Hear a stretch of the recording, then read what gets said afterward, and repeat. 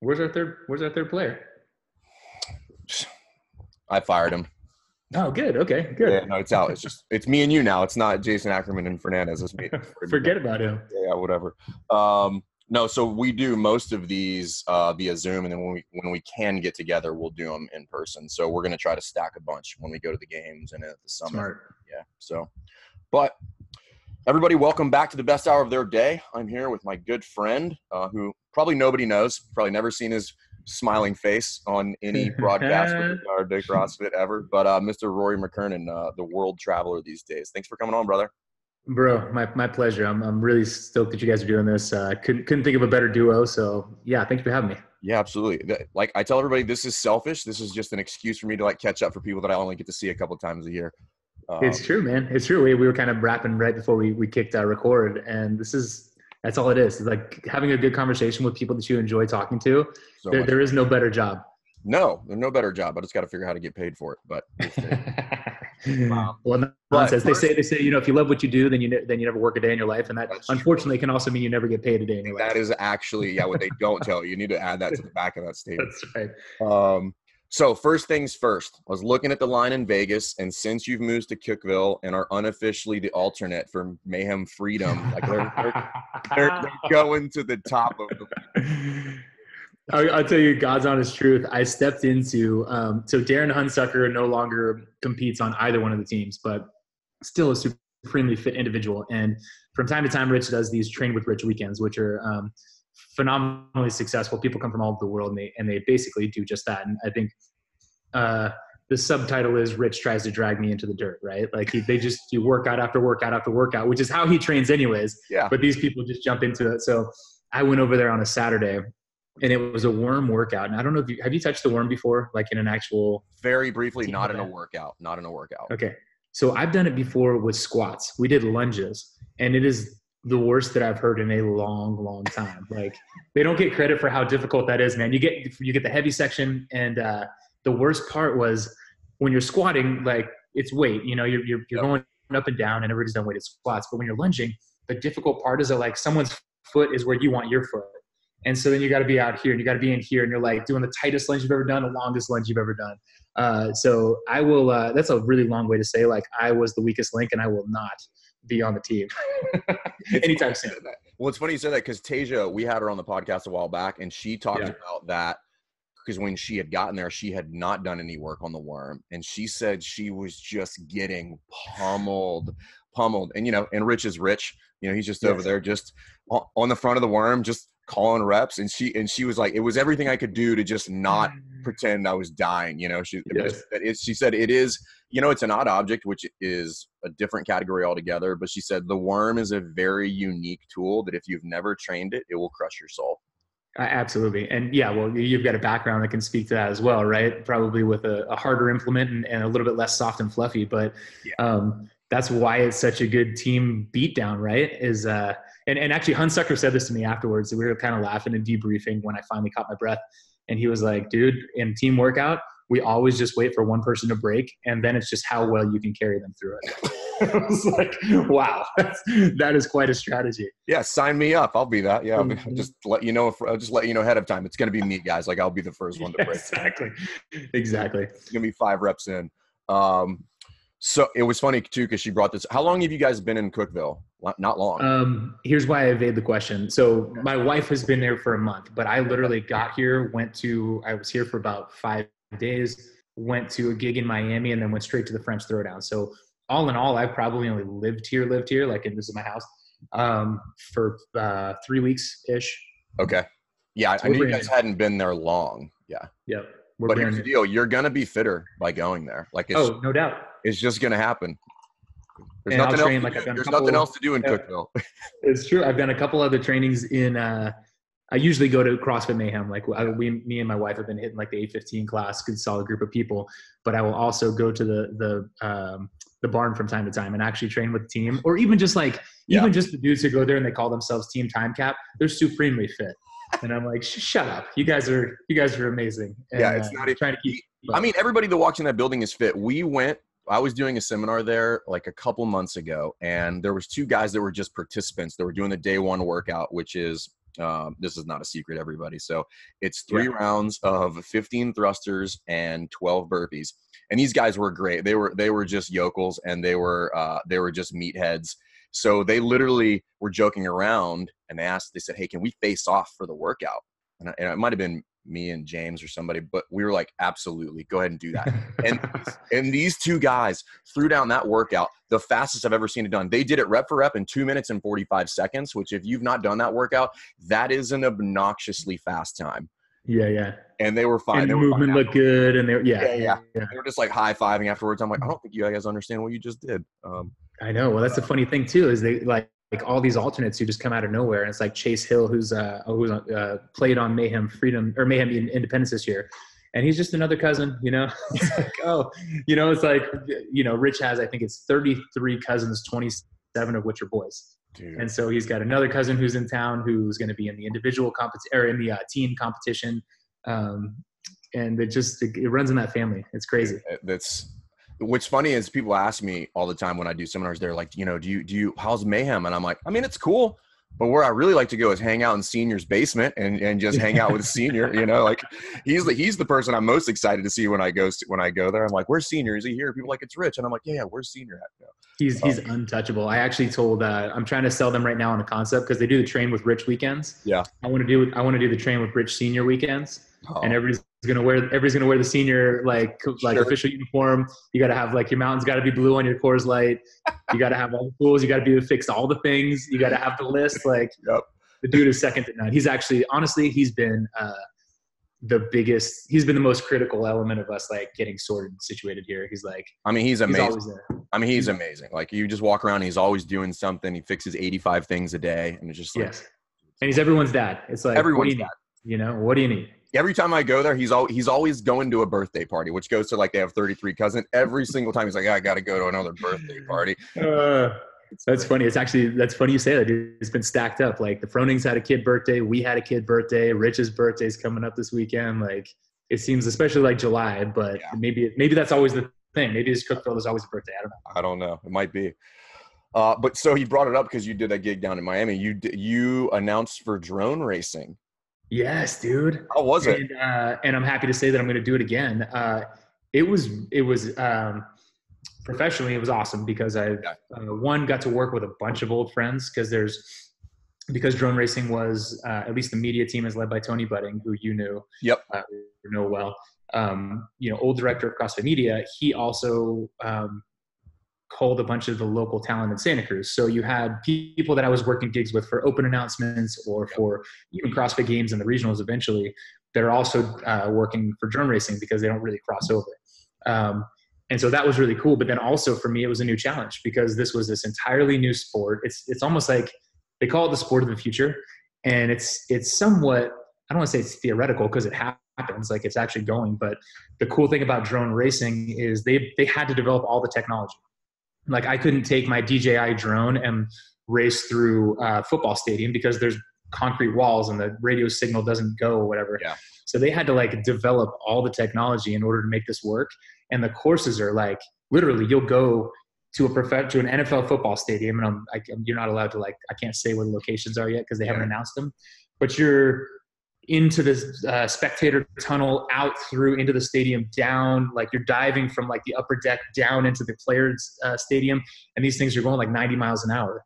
And, I've watched it on TV and it's mind blowing. I'm trying to wrap my brain around the reflexes that these dudes have to have and these guys and girls, because if you've never seen it, like just go on YouTube and watch it. I mean, the speed and the accuracy with which these guys are flying drones, like you said, at incredibly fast speeds is just yeah. And it's all at night, right? They always do them at night because it's all lit up. Yes, it has to be at night. And so these things have 1,000 LEDs on them. So they look great. They look really cool, fun to watch. And this will be the first year that they do a live, well, that's not true. But they're doing a live audience and it'll be like, it's kind of groundbreaking for them because the sport is hard to follow, right? It's like NASCAR, but it's in 3 dimensions. So it's all over the place. And so, in NASCAR, at least you can see them on the far side of the track and then wow, they go by. Yep. But this one, it's like, they had to really think about the spectator experience. But when they do fly by you, you're like, oh, that's rad, just bang, bang, bang, bang, bang. And, but yeah, the funny thing you say about, you're totally right about the instincts, the brain speed these guys have to have. But what's really funny is you watch them and they're wearing these first person goggles. Yep. And when you're watching them, their drone's going 100 miles per hour, but all you see on their faces is like, you're watching them and like, they're in the heat of the moment, but like, their brains are cranking, but it's like a video game, right? Yeah. So they're not like doing the whole thing. Yeah. You and I would. They put me. That's what I do. That's why I would not be good at it. I'm like, I've got video. I'll send it to you. But they've eventually, like when I can announce locations and stuff, I'll post it on my blog. But they put me on the simulator, and the whole time I'm like tilted at 45 degrees. I'm like putting my head up, and they're like, "Dude, that doesn't help." Just so you know, like you can't like make the goggles go up. Like you have to. You mean moving the remote this way doesn't help my guy move faster to the right? Exactly. Gotta try and throw it. But when you just trying like my hand or like the basics, and I fly like a DJI drone, but it's night and day. What these guys can do is absolutely like blow your head off your shoulders. How much prep did you have to be able to do like commentary for that? A lot. Yeah, so they sent me hours and hours and hours and hours just to, one is to know the players. And what was cool aside from CrossFit is that that's a little bit more limited. So, for example, going to the CrossFit Games this year, the players, but the national champs, like just to be able to say one educated thing about 10 national champions would be like a massive undertaking. And the Sean Woodlands and the Tommy Marquez's of the world, they'll do enough research to do that because they're tremendous. Yeah. But so this was, there was 12 pilots that I had to get like somewhat intimate knowledge of. Yep. And then understand the sport, understand what kind of questions are interesting. But besides that, like there's a formula that you stick to with sideline reporting, which is just get the hell out of the way. It's like one statement of fact, one open-ended question. Right. And so long as you can do that, which early on in my career I was not good at because I love CrossFit so much and I thought I knew so much and I wanted people to know that I knew so much. It was like, what I noticed is in round 1 that you were holding onto the kettlebell differently than when you're round 2. And if I'm doing that, blah, blah, blah, blah, blah. As opposed to like, hey, it looked like you switched your strategy. What happened in round 3? And then just let the athlete talk, There you go. But so, it was a good new challenge because I would like to continue to try my hand at other new sports, kind of, as I move into the future. And so this was a good foray to like put myself, it's been a minute since I put myself into a different world. Yeah. And it was, it wasn't like I didn't hit a grand slam, but I definitely got on base and they invited me back. So it's great, That's awesome. Congrats on that. That's great. Thank you. That's really cool. And then I know you're YouTubing. Yeah. And what do you have like are you just doing it? Is there a goal there? Like, what do you, cause I do run a YouTube channel and again, a lot of work. It is. It is. But I the goal, the genesis of it was that this year got flipped on its head. And it was like the immediate opportunity arose to go and travel, like we said, worldwide to these sanctional events. But the funny thing about this year also was that people were like, cool, we're going to do a media show. Can you come out? And be like, yeah, sure. And they'd be like, cool.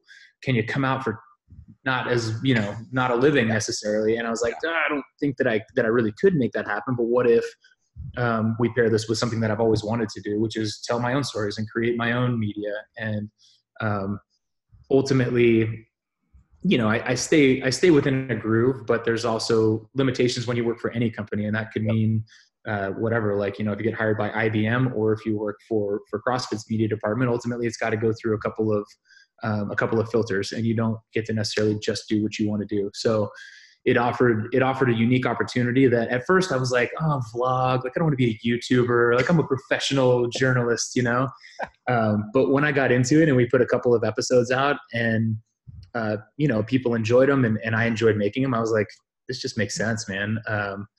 And I've been lucky to have a couple of brands who have been supportive through even just like Instagram and stuff. So Bub's Naturals. Did you know Sean Lake or Glen Doherty? No, I know of Glen Doherty through like other people essentially. Like I know him like by 1 degree of separation, basically. Copy that. Okay. So Glen was he was a client of mine, and it's funny after he passed away, I heard like 7 different CrossFit coaches came out and they were like, yeah, he was a client of mine. And I'm like, I knew that he was always like all over the world, but there were like, at least 5 different gyms where people were like, oh no, he was a regular. Like he always came. But at the gym that I was working at in San Diego, he and his buddy Sean Lake would come in and they were regulars.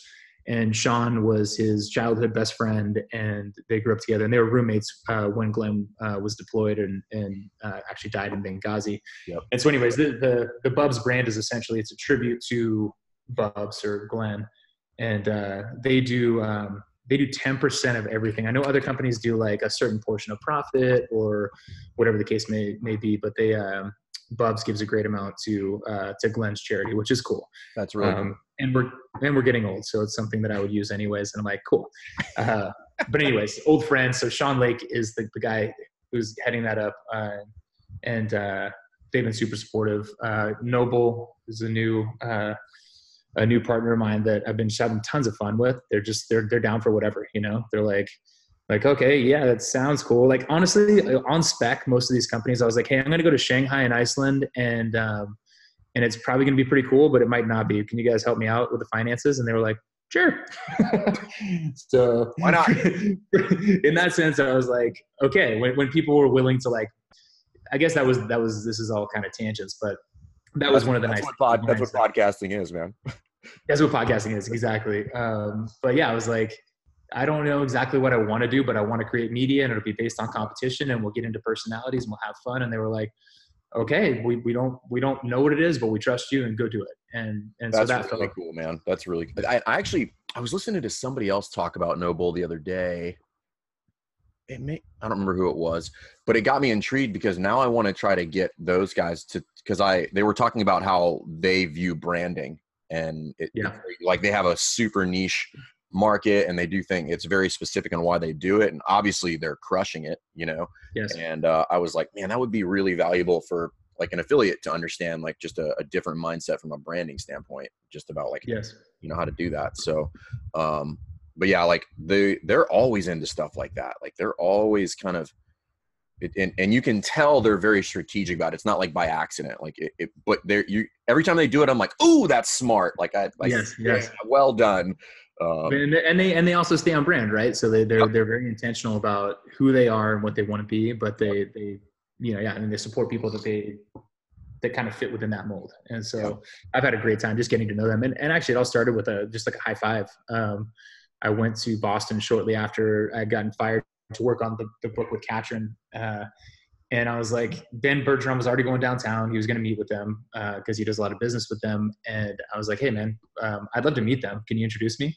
And we went and I high-fived Marcus and we sat down for a second. He was like, well, so how can I help you? And I was like, I don't know. Honestly, I just want to meet you. Like, hopefully we can do stuff in the future. And I just like wanted to make the acquaintance. And it was great. It kind of turned into some really cool stuff. And awesome. And Fit Aid also has been like for years now, actually. Yeah, that was what I was going to ask you about because I saw in your stories a while back that you were doing some stuff for them when you were going to Shanghai, correct? Yeah. And look, they've like since the Roboz thing got inflated and bigger, and we were actually broadcasting it, and Fit Aid that was their thing. They've just always been really good friends. And Aaron, the owner of them, like I've known him for years, and that's just another company where they've just been like, hey dude, any way that we can help you out, like we like what you do and we'd love to back it. And so it's always nice to be kind of in business with people like that, where you're like, hey, we see you similarly and we like what you're doing and I like what they're doing. So yeah, all that stuff has been favorable. And that's, again, we're podcasting, so we're rabbit holing, but for all those kind of multiple reasons, I've fallen in love with the YouTube thing. And I know most people, I think it would be difficult to always be like, this episode's brought to you by this person, and this episode's brought to you by this person. I think you have to have some sort of consistent content. So the intention in the future will be getting back into instructional content, getting back into actual, like we were talking about before we recorded, like adding value, where it's not just pure entertainment value. But for now it's been, listen, in a year where I could have been crying on the couch, it was really cool that instead I was actually traveling the world and creating something. That's awesome. And it's what is interesting about that is I think before I don't remember what the order was, but Ackerman and I were just talking about because we do some YouTube content, but our grand vision is to do something to the tune of like Anthony Bourdain's Parts Unknown, where we just go to CrossFit gyms and do that. And so we have kind of committed to like doing our first kind of trip before the end of the year. And then good for because, you. Because and again, the whole point is like, A, selfishly, we just want to do that. But B, we've both been to so many gyms over the years. It's not just like, hey, follow us in this gym and look at our lives. It's more to highlight who's doing it well. Who are these little gym, boxes around the world that have like very unique setups and coaches and do all that stuff, and highlight the gym just to kind of give the community more ideas about like, how do we improve and how do we do things better, and just take those good ideas and just promulgate them out to the world. Our plan is, I don't want to say what the plan is yet because we don't really have it ironed out, but that's the goal. And I think it would be so much fun, man. Yeah. And that's a huge inspiration for me is Bourdain. Like just because what a cool format, what a cool interaction. And there was tremendous value in it. Like you said, the format was simple typically, and people liked his personality, but the content was like, wow, I could take something away from this, or wow, I'm inspired to X, Y, or Z.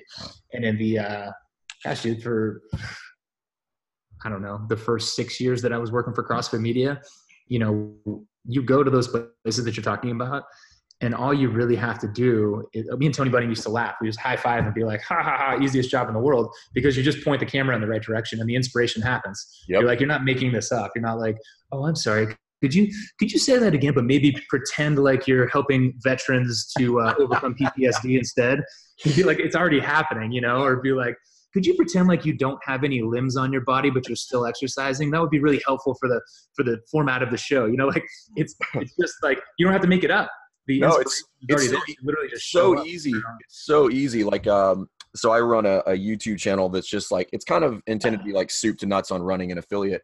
And people ask me all the time, they're like, do you ever run out of content? I'm like, never. I'm like, have you ever been in a CrossFit gym? Like, there's just endless shit to talk about, like forever. Like, particularly when you start adding in like the business aspect or the coaching aspect, not just the community. I mean, it just never stops going. So I was like, no, there's never anything to start just to not talk about. But going back to what you said earlier, which is like bringing value, which is really the genesis of this show.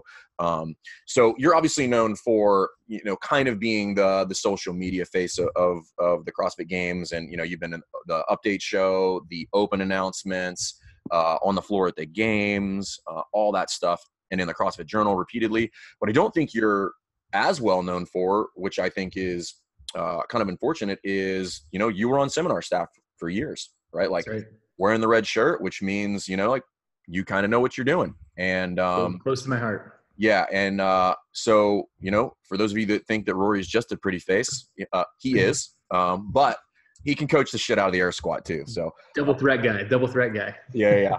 But what I think is important, and we were kind of chatting about this before we hit record, was you have a very unique, and I kind of put you and Tyson in the same kind of bucket there, which is you have a very unique perspective on CrossFit, which is like both from behind the scenes from a coaching standpoint, but also from a media production, and having the experience of both of those, particularly at your level. You've been around Tyson, who's, done production for, iTunes hits and things that have gone, all the way to the top for Netflix.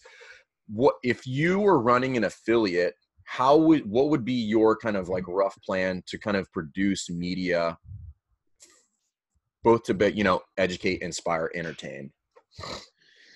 Oh man, I thought about this a lot, and you're right. Media is tremendously powerful. I think there's a million rabbit holes we could go down with this one as well. So let's just hit a couple of them, and a couple of the things that I think about on a consistent basis. And one, which I think this is less so than it used to be, but remember, like if I would have said the word marketing in 2009, like, and you're in a CrossFit room, people would have spit on your shirt and be like, you're, what an idiot, like, get out of here. You're not authentic. But the fact of the matter is, and I'm sure you talk about this with building affiliates, is you have to get the word out there and you have to explain to people where you are. And I think that media is underutilized in that sense of what do I see when I land on your website? And I always think I've seen a few gyms do this and do this successfully, but either maybe showing footage of your actual classes, and it doesn't have to be fancy. It doesn't have to be cut to hip hop music with fancy transitions and stuff. Just like some authenticity of the kind of people that I would see when I walk through the door, like a little preview so that I can, because we all do this, right? Like You go on Amazon and you're like, well, I want to kind of like, do you have a video of this product? Like, can I see it in the real world? What do the reviews say? Everybody can kind of like shop online now. So I think giving people a little bit of a window in there, accurately getting your vibe across. I always thought that the idea, and I've seen it again.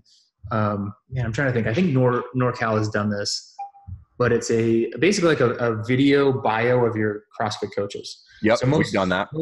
Have you? I love it. I love it because most gyms are like, and some people aren't going to be able to pull it off because they're just not naturally effusive on camera.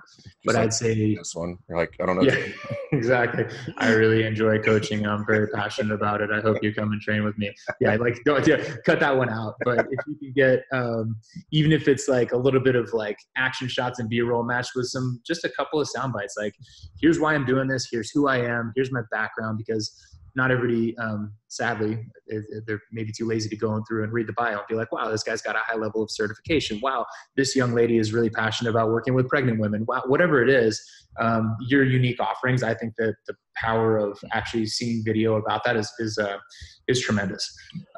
One thing that we did, which got, I had a guy named Justin who runs a media company called Monkey Real Media. And I don't remember where I know where I got the idea, but I don't know how I thought to do it. But we did basically a gym walkthrough, but we did it in the old school, like cribs vibe, where like he edited everything to where it was like, we walk in and we like showed the fridge and it was fast forward to the next room. So it was, and the number of people that would come into the affiliate and they would tell us, but like, I already knew where to go because I watched the video and I watched the whole walkthrough of the gym, and it was really cool that you guys did that. So like, you can get super creative with that stuff. It doesn't have to be like, here's the gym, follow me around, Yes.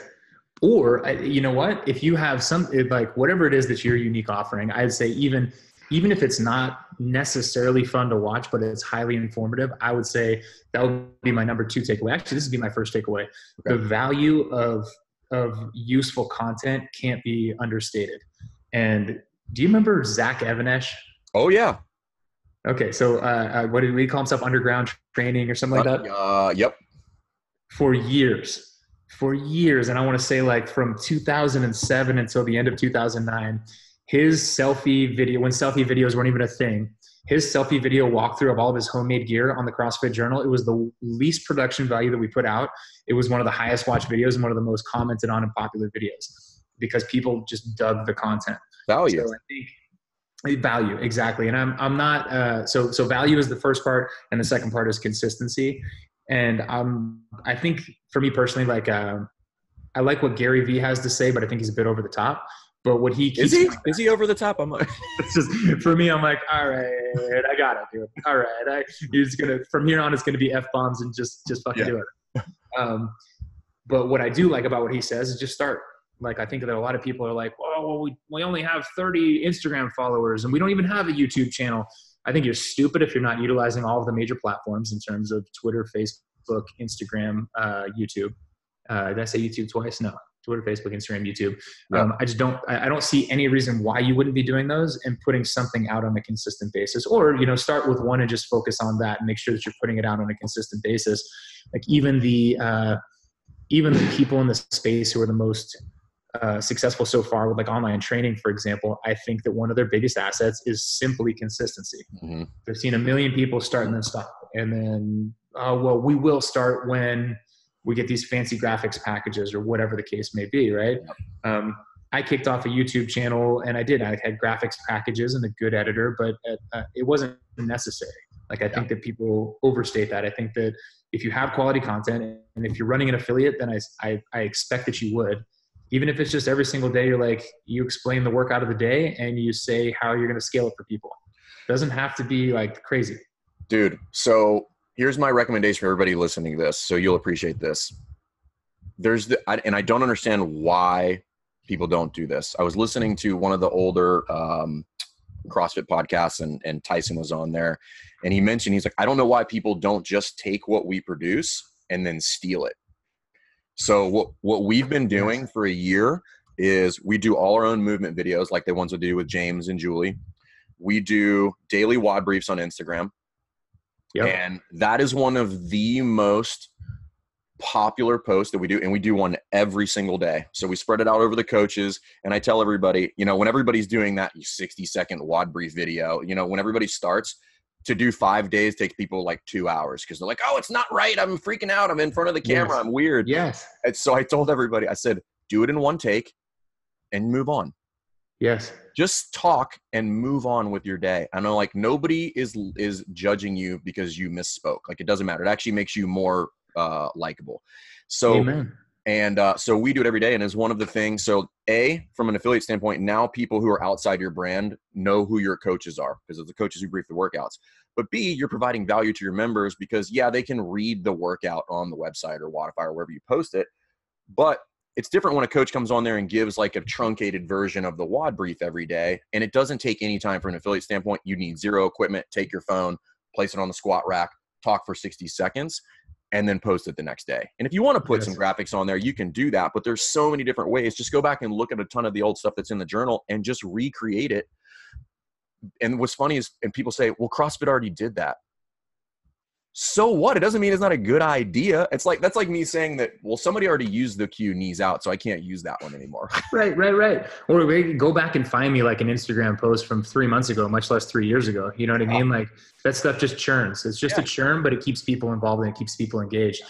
And yeah, I love what you're saying. To your point, that's always the second question I get these days is people ask about game stuff first, and then they'll be like, "Oh man, what about the Instagram explanation videos?" Exactly what you're talking about. Yep. Like, people eat that stuff up, you know? And I think it is like, they just want a little bit of guidance. If they're at your gym, dude, that might be the difference between somebody coming in for the day and not. Because how many people look at the workout of the day and they're like, oh, I'm not going to do it. But if you're like, no, wait a minute.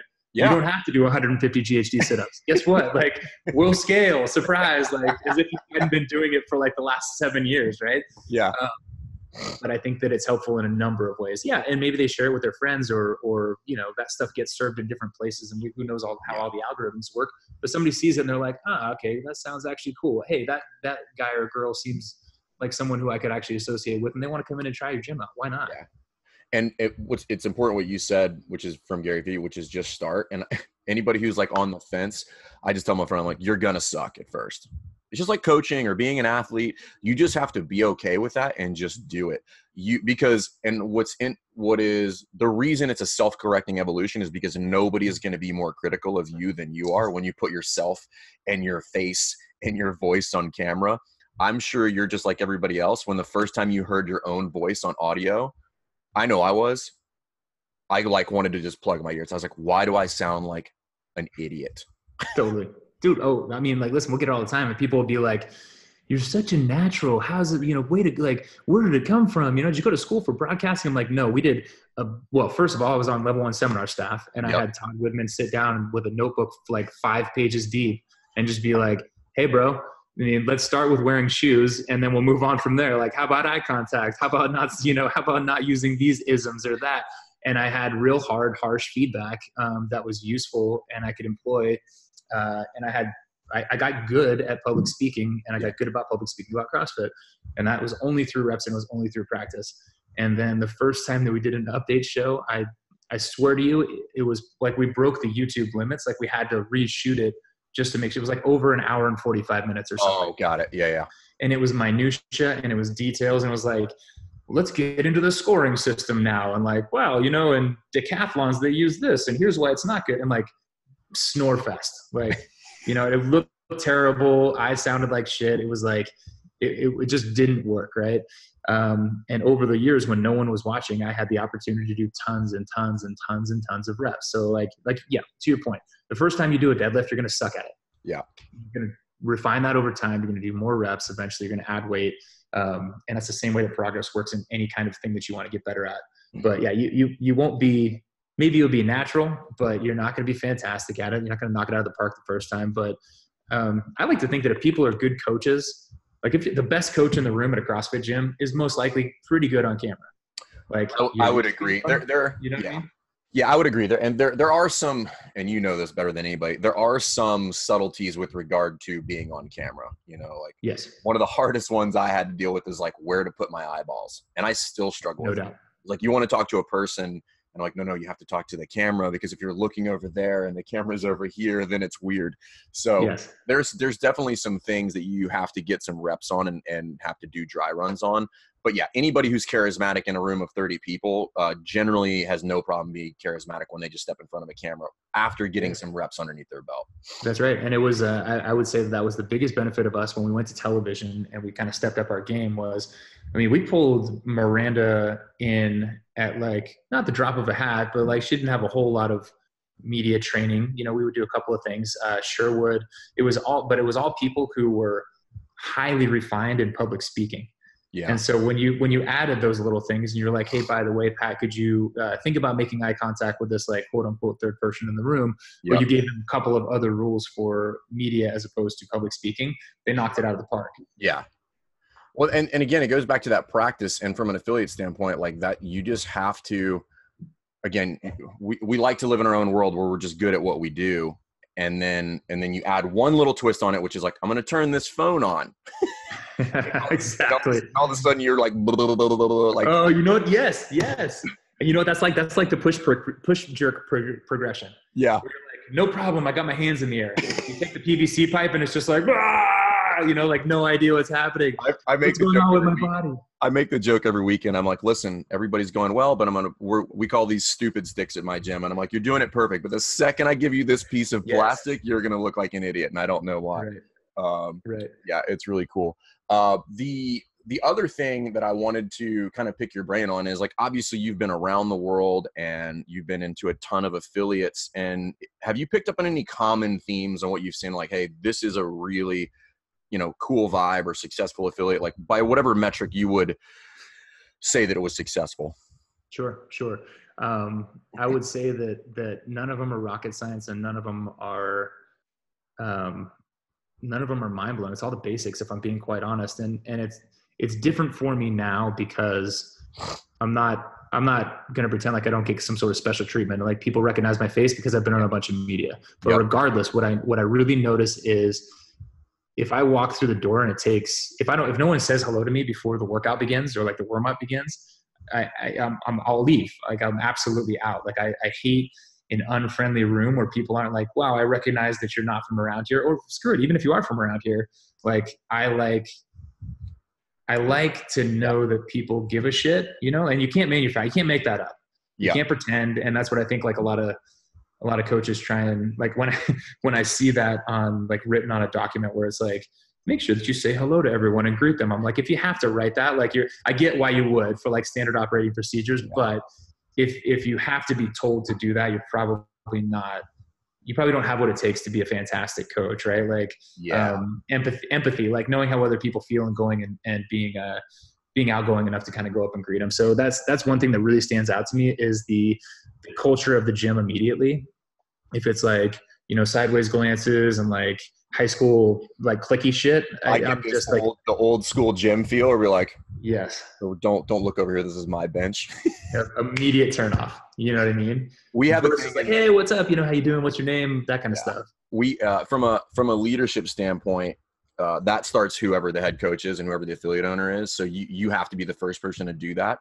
And then you just have to let it known that, like, so we have a rule that is like, and it's a soft rule, but the goal is if anybody walks in the building, somebody needs to have a touch point in them within 30 seconds. Like they just can't be standing around just aimlessly. And what we found by doing that is 9 times out of the 10, the members will beat us there. You know, I can't count the number of times where a member will walk over and hand me somebody who they're like, hey, so-and-so was just standing over there. And I was like, I did not see them. Thank you. And the person's like, oh man, this is a really nice gym. And like, it just goes so far. Yes. And it's that's what is the term from the level one? It's basically the culture comes from you. Right. Yeah. So, and that's what we try and do at level ones is you try and, you know, basically brush off a little bit of that culture. It's not just the knowledge. It's not just, hey, here's the movements and here's the theory. It's also like, here's our vibe. Here's how we operate. Here's, you know, here's the nature of this community. And so, yeah, I think that that's a representation of the owners, and it's that's the first thing I noticed. The other thing, and again, this is a Greg Glassman thing, is he talked about, this was at the 2009 affiliate gathering. He did the speech where he talked about the cleanliness of your bathroom. Yep. And it's not just your bathroom though, right? It's if I walk over to the barbells and there's just dust collected and it's nasty. If I go down to do push-ups in my warm-up and there's hair and dust balls and whatever, like if there's clearly not enough pride to clean your gym, and I'm not the kind of guy who's like, you need to shop vac every single crack in your mat flooring after every single workout. But I do think that it should get like a great once over on a daily basis. I mean, if I do burpees and I'm covered in black stuff, that's probably not good. And I'm like, well, it's not my favorite. You know what I mean? And like, I'm gritty, dude. Like I'll work out barefoot. I'll be in my dirty garage. Like, but when I walk into an affiliate, I do notice like pride in your space.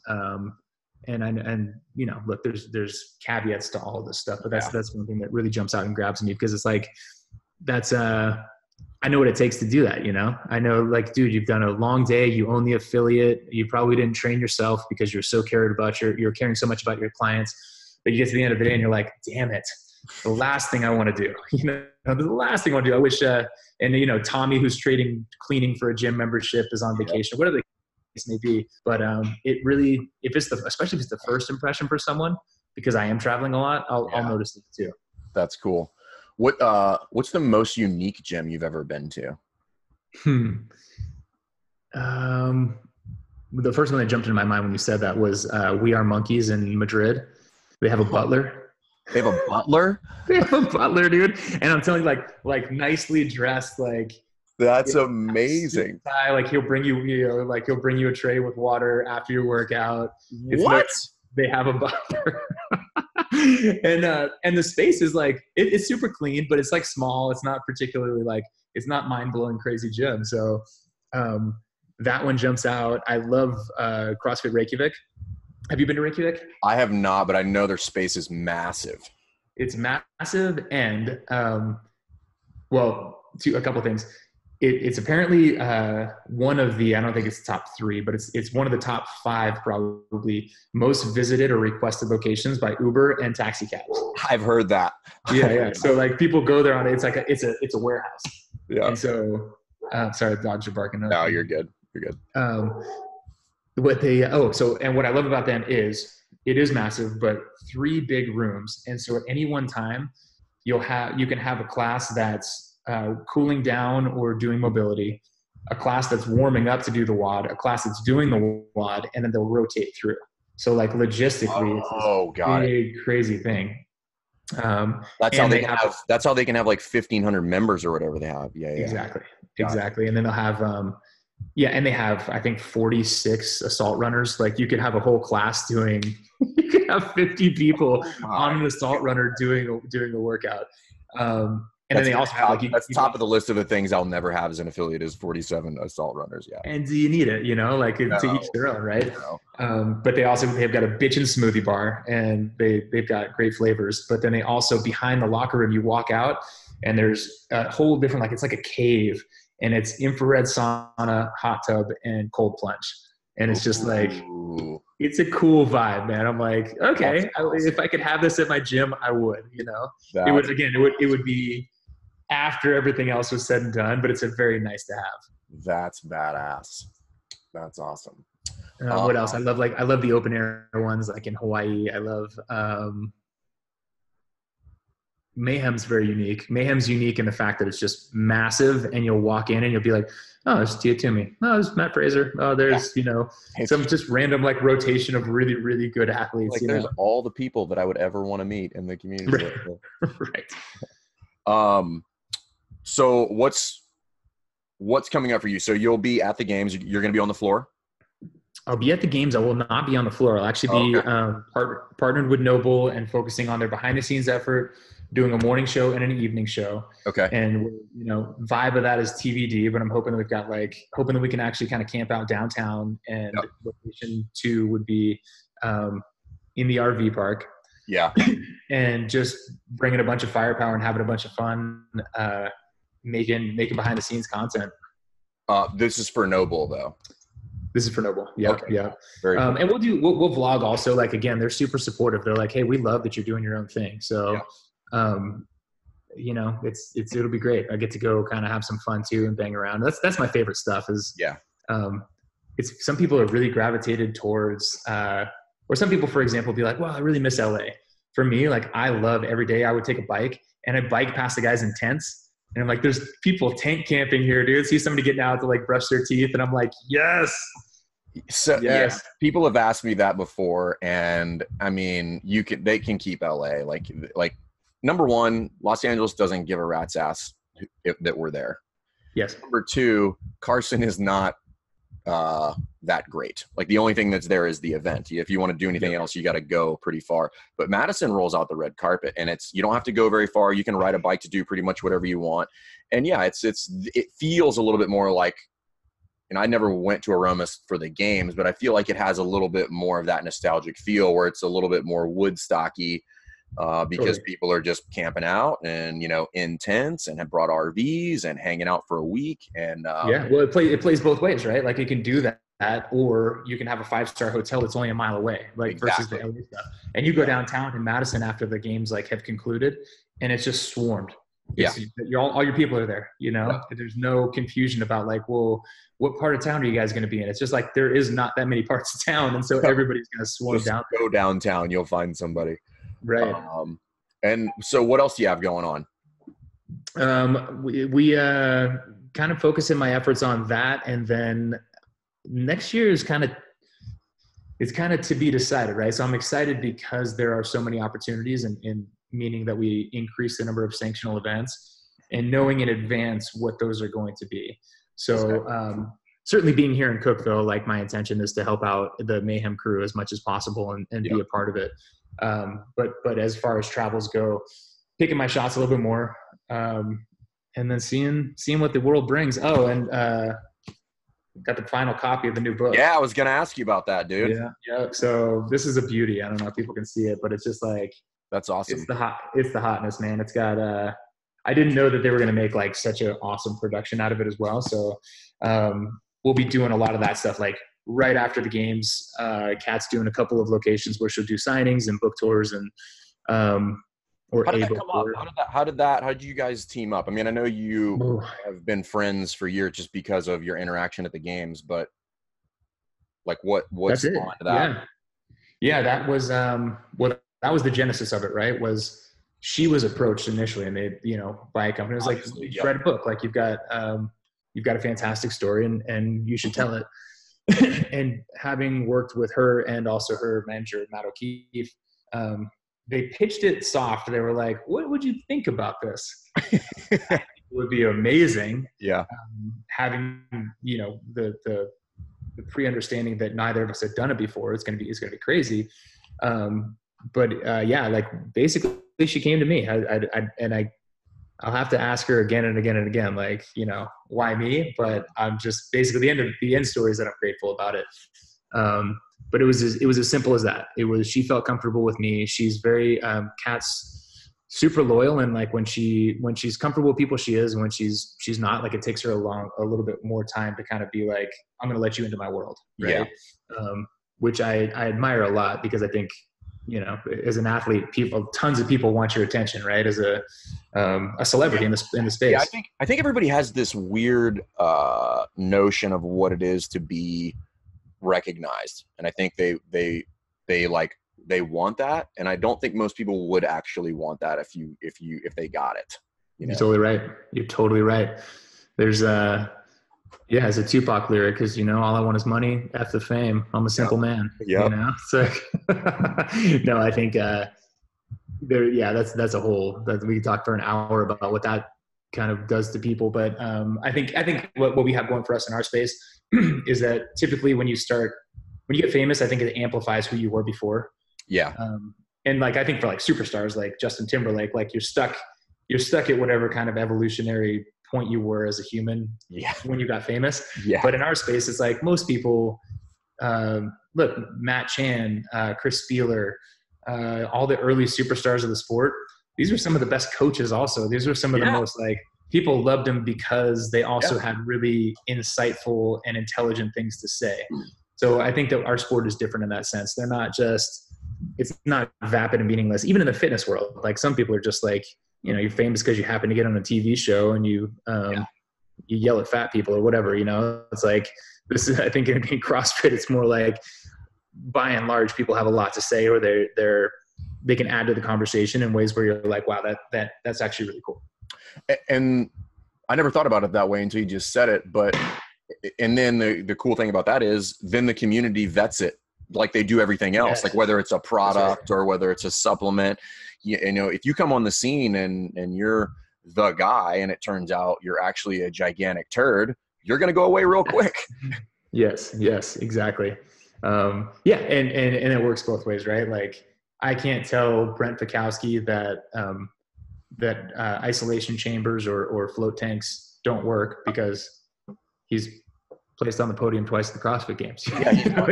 He's mildly fit, so it works. It works for him, right? But you're right. Like we have, there will be a Reddit thread and multiple conversations online, and everybody will have like, we like to geek out on stuff, right? Yeah. Oh, that's awesome. People can sniff out bullshit, but they can also see authenticity as well. So it's what I love about this crazy group of people. Are you and Ro doing a secret row and Boz throwdown? Or sorry, you and Boz doing a secret row and Boz throwdown? Me and Adrian did the workouts together this year. Nice. Yes. We just didn't make a big stink about it, you know. Who was the victor? Oh my God, it's funny that I don't really know. I beat the tail off of him in the wall ball rowing one. Well, that makes sense. I got him in the lunge dumbbell one.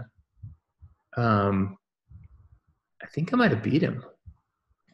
We'll have to ask him. We will have to ask him. I'll ask him when we get to Madison. That's how plugged in I was to the Open this year. And I'm trying to think, like we didn't do the last one together because I was in Miami. Yeah. And so there was a couple asterisks by the competition this year, but we did stick to our tradition. That's cool. That's really cool. How many sanctionals did you get to? I did Shanghai, I did Iceland, Rogue, France, and gosh, am I forgetting anything? That might be it. Okay. And I know I was listening to your podcast with Angelo and Jason on Conquer Athlete, and you had really good things to say about Rogue. Oh man. And all of them, if I'm being quite honest, like there was, if you talk to athletes about them, I find that typically they'll go towards programming or the experience of it. In terms of like the overall experience of all of them, I thought that they did a really good job, especially considering that they had very little time to get after it. But yeah, I mean, Rogue, look, man, I said this before and I'll say it again now while we're recording. It takes a lot of money and personnel to do media that is the caliber that you saw on the Rogue broadcast. And events in general, I don't think people can grasp like the money, resources, and time involved in them. That's right. And so I think that on the constricted time allotment that they were given in order to prepare for this, I think people were like, of course we want to do media. Like, why would I do this sanctional event without covering it well? Yeah. But then they looked at the price tag and they were like, oh my God, because we're talking about like, you probably allocated enough for your volunteers, your judges, the space. There's got to be some sort of a prize purse. Like, why the athlete's going to come otherwise? And all of a sudden you're like, oh my God, this is literally like mind blowing, right? All that to say that, I thought it was really cool. And I think it's really cool that Rogue is making a concerted effort to make fantastic media. They just made an announcement on Instagram yesterday that the games will be another kind of part of their, what they're calling the Iron Game. So they're doing a lot of strongman coverage. Yep. They did the Invitational was on CBS Sportsnet. I don't know if you saw that. Yep. And so for them it looks like the baton, I don't even say the baton, like it's a whole new thing. This is Rogue's thing. But it looks like they're taking it and running with it, and they're going to be a massive player in the space, which is for broadcast. Well, so far, right? I mean, like I get it. Like I can't speak for them, but I know from, well, that's not true. From what I've heard, there will be no television at the CrossFit Games or from the CrossFit really? Games. Okay. Yeah. Okay. But they're from the looks of things, their show on the live stream will be hands down similar to what you're used to seeing in terms of commentators, analysis, etc. Well, I mean, I know Bill and Katie, like literally in passing from, very, very short brief, but like we could both agree, like they're not going to do that half-ass. No. Yeah. I mean, absolutely. I mean, yes, we can agree. Yeah. Yeah. They're very thoughtful about things. And I think that shows from, I guess the Invitational is indication of that in our space. And I don't know if you watch Strongman, it's a much different sport, but they did a great job. No, but it's cool though. Like I thought they've done, I've watched them over the years and I think it's just crazy impressive, but I've watched them kind of slowly move around and pick their sports. First it was Strongman. I feel like that was an easy pickup. And now they've slowly over years, because I know it's been a long process, have made their way into weightlifting, like, Olympic weightlifting. And I get it. I mean, they are a badass company and they make great product and they put a lot of time and resources behind the people and the stuff that they do. So yeah. And again, like I don't know the X's and O's behind it, but my guess is I would say it's not like they have to do it, right? They've got no obligation and their marketing is fantastic already. Like they're already a household name when it comes to equipment. So I think that everybody probably owes them a little bit of a, I don't know how to say it. I think that everybody owes them some gratitude.